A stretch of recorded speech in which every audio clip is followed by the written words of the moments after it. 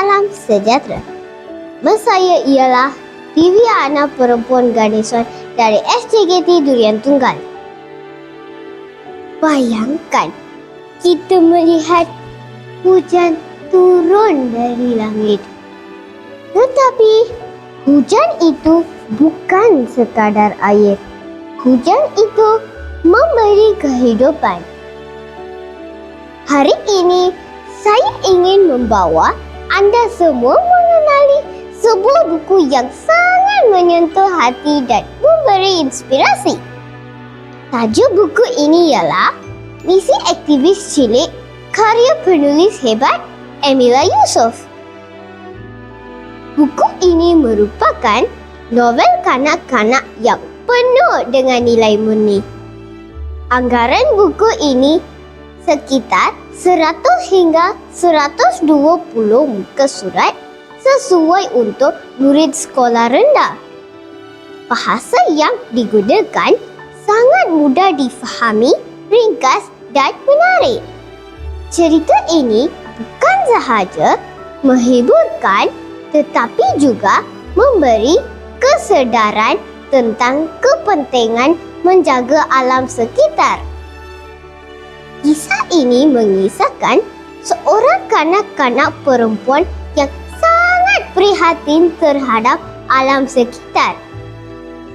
Dia melihat keadaan sekelilingnya yang semakin tercemar. Air menjadi kotor, udara tidak lagi segar. Namun, dia tidak hanya berdiam diri. Dengan semangat yang tinggi, dia mula melakukan sesuatu. Walaupun kecil, dia mempunyai impian yang besar. Dia menjadi seorang aktivis cilik yang berusaha menjaga alam sekitar dengan caranya sendiri. Dia menanam pokok, menjaga kebersihan dan mengajak orang lain turut sama membantu.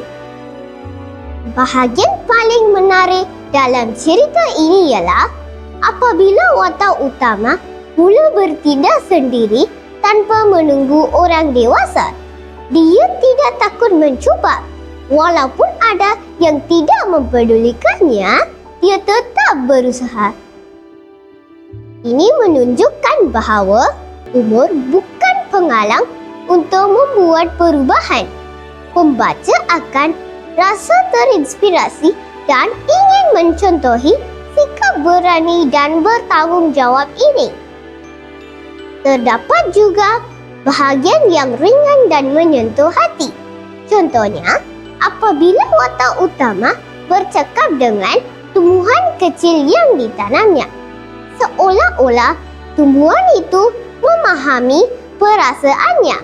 Bahagian ini sangat comel dan memberi rasa tenang kepada pembaca. Pada pendapat saya, buku ini sangat baik kerana mengajar nilai cinta alam sekitar, memberi inspirasi kepada kanak-kanak untuk bertindak. Bahasa mudah dan sesuai untuk semua peringkat umur. Namun, terdapat sedikit kekurangan.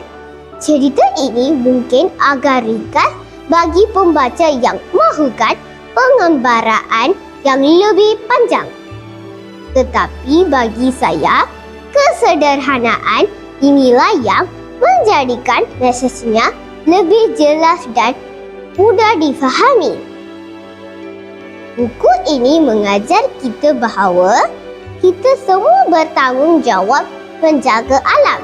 Perubahan boleh bermula dari diri sendiri. Walaupun kecil, kita tetap boleh memberi kesan besar. Selepas membaca novel ini, saya sedar bahawa kita harus berani melakukan perkara yang betul. Kesimpulannya, Misi Aktivis Cilik bukan sekadar cerita biasa, tetapi satu kisah yang membuka mata dan menyentuh hati. Jika kita mahu dunia yang lebih baik, kita harus bermula dari sekarang. Walaupun kecil, kita tetap mampu menjadi wira alam sekitar. Terima kasih.